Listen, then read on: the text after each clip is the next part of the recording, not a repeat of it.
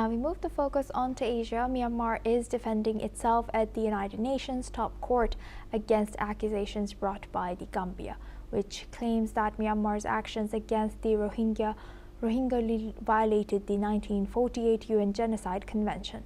The Gambia has presented harrowing evidence of mass atrocities, including mass rape, murder, torture, arguing that these actions were part of a genocidal campaign targeting the Rohingya people.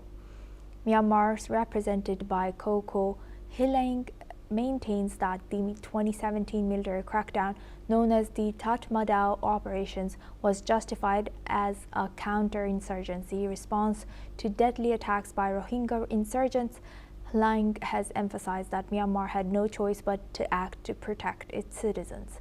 Judges are hearing the evidence over 3 weeks to determine whether Myanmar breached the Genocide Convention. While the ICJ's decisions are not enforceable, a ruling in a favor of the Gambia could increase international pressure on Myanmar.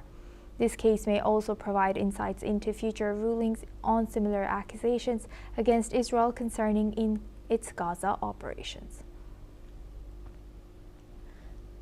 Now, for this discussion, we welcome retired Major General Dr. Rajan Kochhar.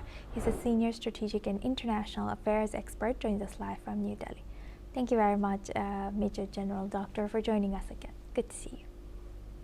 Now, how do you think, how will Myanmar's defense at the ICJ shape international perception of its actions against Rohingya? And how significant is this, the fact that, after so many years, this has once again come into light? Thank you, Asubha. This is a very serious issue, and it should not be taken under the carpet, because predominantly around 6.3 lakh people, Rohingyas, are today in Myanmar, and a large number of them are being displaced, and they are staying in Cox's Bazar area of Bangladesh, and in excess of around 1 million people are there in Cox's Bazar, almost 10 lakhs, and they are staying in absolutely inhuman conditions. So now, if you look at Myanmar, the northwestern part of Myanmar is the Rakhine state. This Rakhine state, especially the areas of Magdao, Budidong and Rathedong areas, these are predominantly where these people are staying. And the historical context is that in the 1982 citizen law, Rohingyas were excluded from the list of the Myanmar's official ethnic nationalities. So they are practically stateless. They don't get any health care or any kind of citizen rights or any kind of rights. And even as you mentioned, 2017, prior to that, in 1978, the Operation Dragon King forced thousands of them into Bangladesh.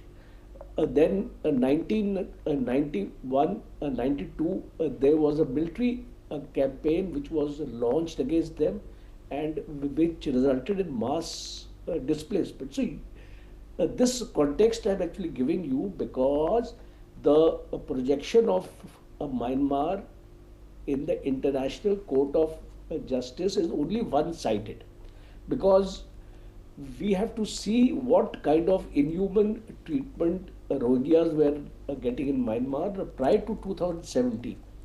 And in 2017, the Rohingyas by then actually formed a Arakan Rohingya Salvation Army.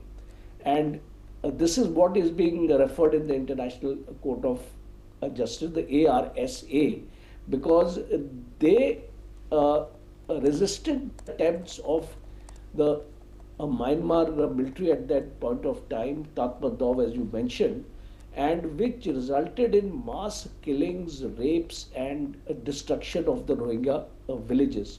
And almost 7 lakh Rohingyas at that point of time were displaced, and they went to Bangladesh. So in this case in the International Court of Justice, which Gambia has actually filed, there is a lot of truth.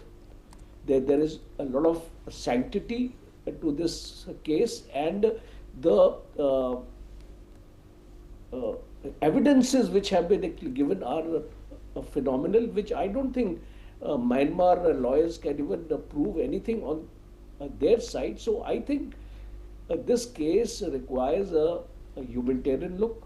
The United Nations HCR is very, very clear that there are around 6.3 lakh people still residing in the northern Rakhine states, and they need justice. So I think, though the International Court of Justice has really no enforcement laws to direct the Myanmar government to stop these atrocities and give them their rightful place, because Bangladesh also is constrained to accept them, because already more than 10 lakh are staying in Bangladesh without a home, without proper shelters, food, clothing, medicine. All these issues are there. And uh, though the Arakan army is now dominating this Rakhine state, but Yes. Arakan army has really not done anything for the Rohingyas also. I must Yes. uh, state that in spite of Arakan army being there, they have not looked after the Rohingyas' interest. They have let them be what they are. And I think concentrating such a large force of people in one area is also a security hazard, and especially for countries like India, because of the border it actually faces with India. So, in Doctor, yes. conclusion, I would just like to actually finish this argument Yes. that this case needs a de novo look. Right. Thank you very much, Major General Doctor, for joining us and sharing that insight with us on NewsX World. Now we move